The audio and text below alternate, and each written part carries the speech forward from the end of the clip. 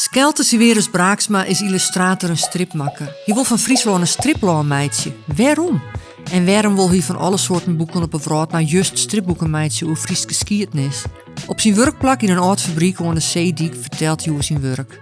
Wat hoe ze worden toen ze ben was? Zo vind ik me herinneren in boek gewoon kunst en werk. En wist er riek van? Nee, dan zie ik wel wat oors keer, dat Griek worden hoor. Waar komt in Varkarwei van het oude Friesland? Ik vond gewoon bij toevallig toen ik de Friese geschiedenis onderzocht een Wikipedia-artikel over de Grote Friese Oorlog. Dus de Burgeroorlog, het hoogtepunt van het conflict tussen de Skierings en de Vetkepers. Kun je daar voorbeelden van nemen? Waar inspiratie van hast? Vooral YouTube, want daar zijn heel veel handige video-essays op met hele goede informatie. Misschien heb je hier een voorbeeld in feite. Wat iets zegt over het verhaal of de scène. Dus, en hier heb je de bange burgers midden in de ellende, letterlijk, van dat hun stad sleet belegeren werd door de Vetkepers. Dat zijn allerlei dingen die ik dus zelf via YouTube leer, dat soort dingen. Maar we blijven altijd vrij. Vrij en Friesk. Ja, vrij en Friesk. Vrij en Friesk. Jim treien, toch maar gauw een gebedje.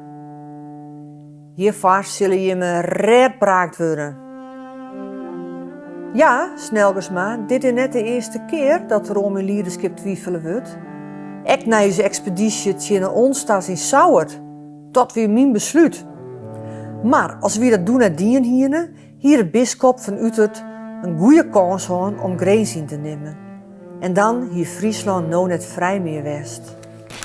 Waarom kies je voor het medium strips? Het leuke erom vind ik dus dat ik de volslagen controle zelf heb in. En dat zijn een maat van mij op de middelbare school zo mooi. Ik maakte toen een strip, gewoon voor een grap over hem en nog wat maten en zo. En hij zei, goh, wat fijn dat je gewoon al deze dingen net zelf hoeft te hebben helemaal. Je kunt gewoon tekenen, dan is het er. Wat was toch meidje? Mijn boek, wat Zwalker hieten gaat, een post-apocalyptisch Friesland waarbij we over een eeuw helemaal onder water staan.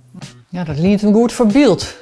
Dat was helemaal tafel, maar dat is ja, van een reis door al die seizoenen die dan zit hoe Friesland dan er rond daar is. Dat is lichtjes baseren, op mijn favoriete game franchise Metro. Het staat 2033, een Russisch-Oekraïnse game wat zich in Moskou Metro afspeelt, de grootste atoombunker van hele wereld. Waarbij de stationseigen stadstaatjes ben. En na een nucleaire apocalypse. Dus ik word iets in Friesland, maar dan met deze problematiek.